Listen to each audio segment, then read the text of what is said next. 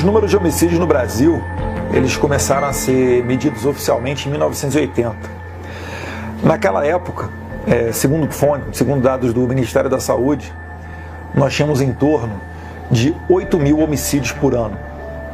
E segundo o IBGE, a nossa população naquela época era um pouquinho superior a 100 milhões de habitantes. Então, se você fizer uma comparação de 1980 com hoje, né, tinham 100 milhões, hoje temos um pouco mais de 200 milhões, então a gente arredonda. De 8 mil homicídios em 1980, era para a gente ter então 16 mil homicídios por ano hoje no Brasil. E a gente está na casa dos 60 mil oficiais, fora os homicídios não oficiais, que não são registrados, são jogados aí em cemitérios clandestinos, etc. E além disso, os casos de desaparecidos, quando na verdade tratam-se de homicídios, né? E ocorreu basicamente com o Brasil é que tiraram as pessoas dos seus lugares, colocaram pessoas erradas em pontos errados, em pontos chaves errados. Começou a ter uma visão, né, de direitos humanos muito deturpada, como se fosse nobre você ter pena do criminoso. Então, assim, se vocês querem uma resposta jurídica da coisa para dizer que vocês não tenham nenhuma consequência, não atirem. Vocês só podem atirar a partir do momento que vocês forem alvejados.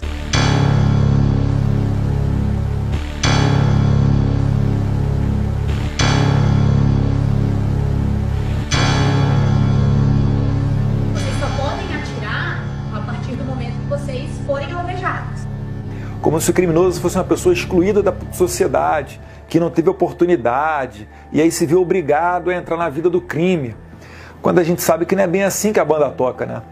Todo mundo conhece histórias lindas de pessoas que vieram de baixo, da pobreza, às vezes até da miséria, e que conseguiram conquistar as suas coisas, ter uma vida digna, né? Pobreza nunca foi causa para a criminalidade. Só que tem pessoas que não entendem assim. E com essa visão é que as coisas começaram a mudar. O pontapé inicial foi na nossa Constituição de 1988. A gente tem no artigo 5º, trata das garantias individuais, né, dos direitos fundamentais, e a gente tem lá exemplos como, por exemplo, né, você não pode ter trabalho forçado, você não pode ter pena de caráter perpétuo, e isso com o passar do tempo foi piorando. Em 1990 veio o Estatuto da Criança e do Adolescente, quem tem menos de 18 anos praticamente tem carta branca para fazer o que quiser, sai da delegacia às vezes antes do próprio policial. Aí um pouco mais adiante, em 1995, veio a Lei 9.099, que trata dos crimes de menor potencial ofensivo. Até reconheço que ela tem uma parte boa, né? O plea bargain, que na verdade é a transação penal, mas ela também traz mais possibilidades, né? A depender do crime, que você não vá para a cadeia. O nosso Código Penal nem se fala. Ele trata ali de uma pena máxima de 30 anos.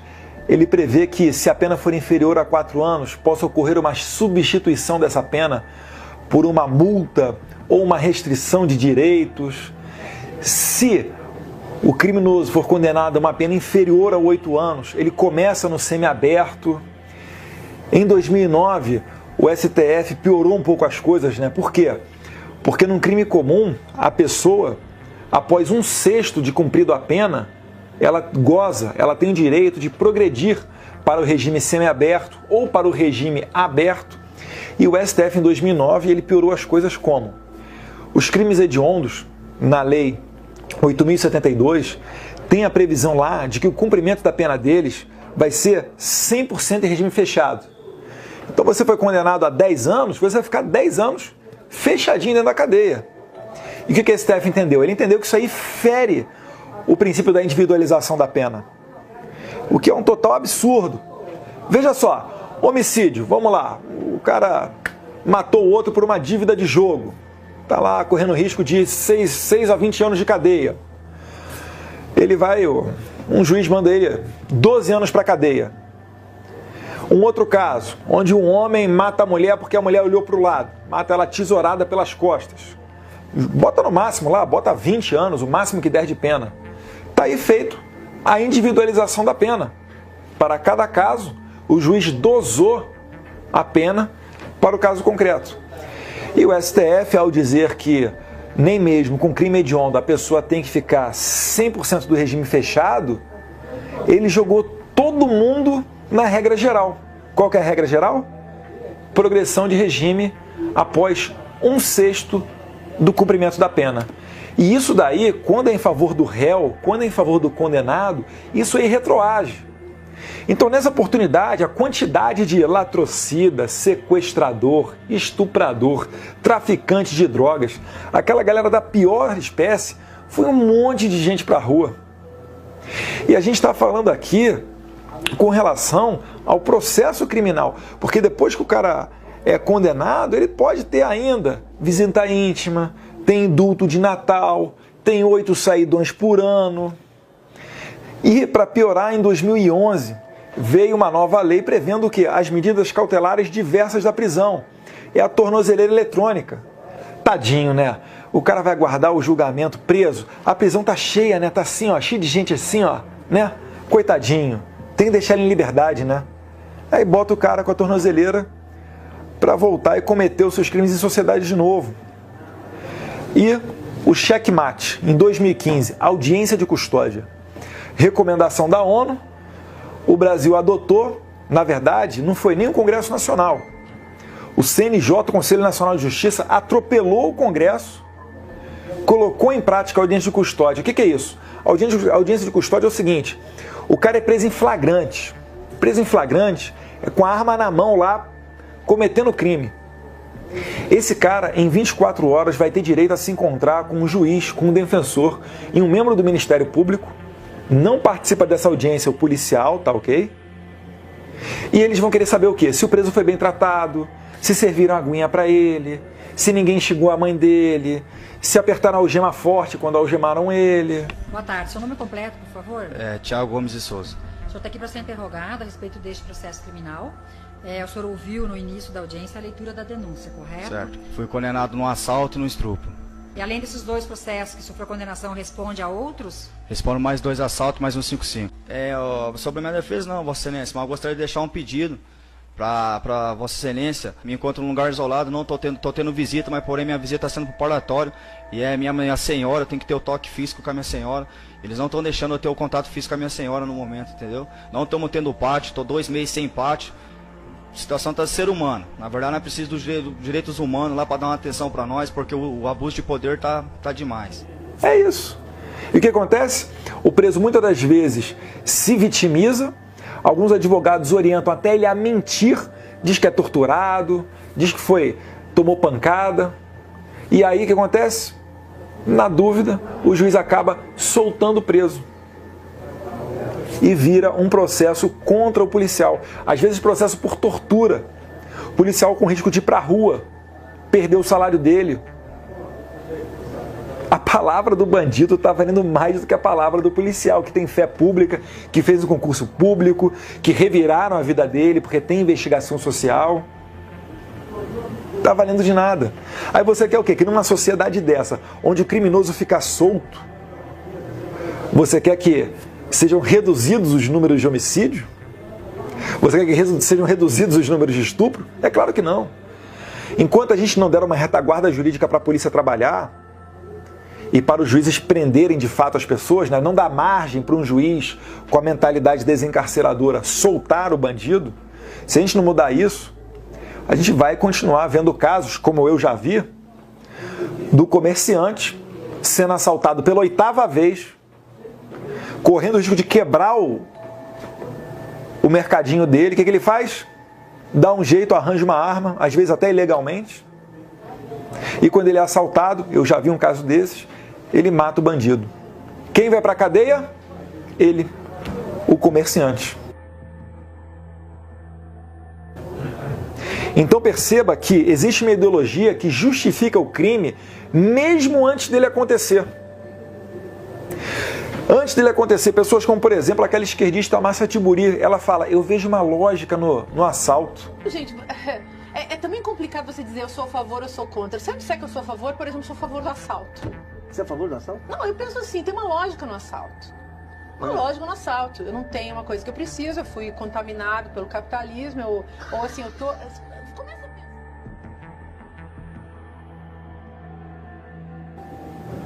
Ela fala que o sujeito ele é contaminado pela mentalidade capitalista, ele tem um desejo incontrolável de ter um tênis Nike, de ter um carro, de ter um celular, um iPhone, um Samsung, um Nokia, um Asus, qualquer coisa, e já está justificado o crime dele.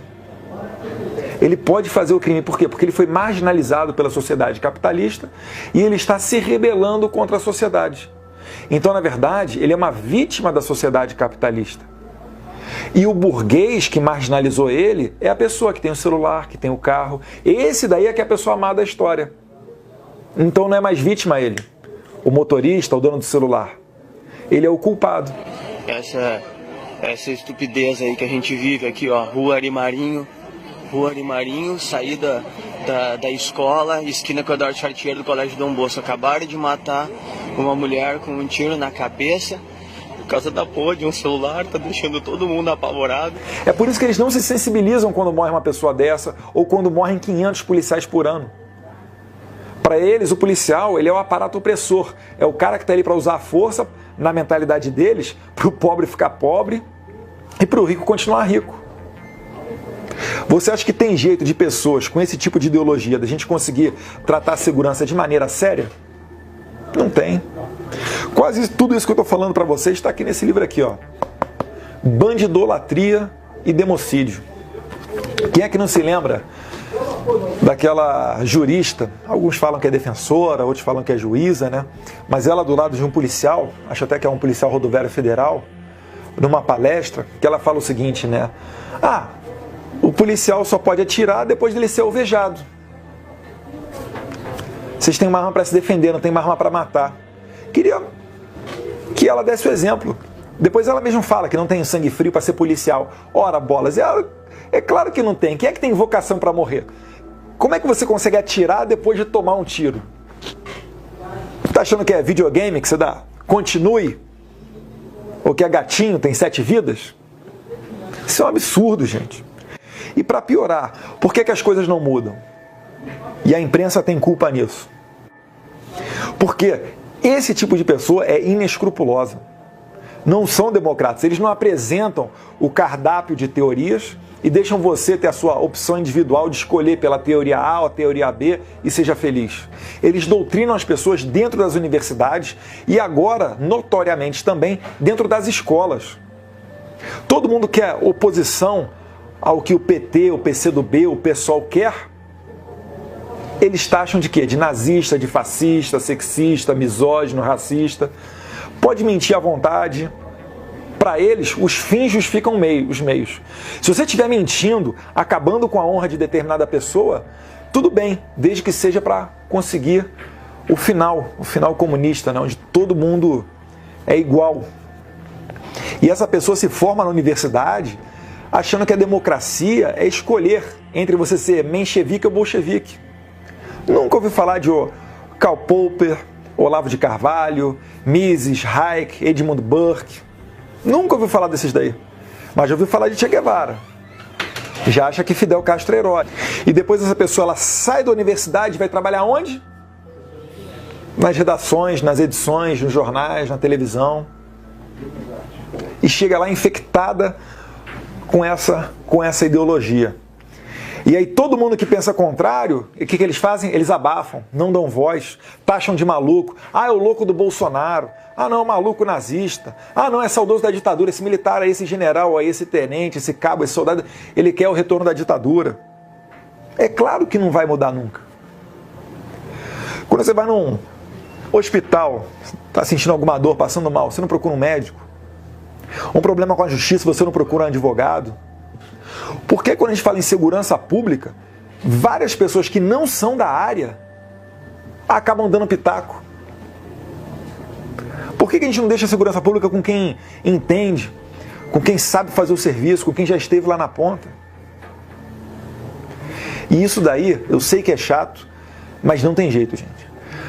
O preço da liberdade é a eterna vigilância. Se nós não ficarmos atentos, se nós não lutarmos por um projeto como Escola Sem Partido, que visa acabar com essa doutrinação ideológica, se a gente não olhar os cadernos escolares dos nossos filhos, se a gente não ficar atento a esse tipo de coisa, não prestar atenção em quem a gente vai votar para deputado federal, para vereador, para estadual, para senador, A gente nunca vai mudar isso daí. Nunca. A gente está fadado a ser um país a caminhar na direção da Venezuela. Então pensa sobre isso e finalizo aqui deixando a mensagem do expoente conservador, o irlandês Edmund Burke. Para que o mal prevaleça, basta que os bons silenciem.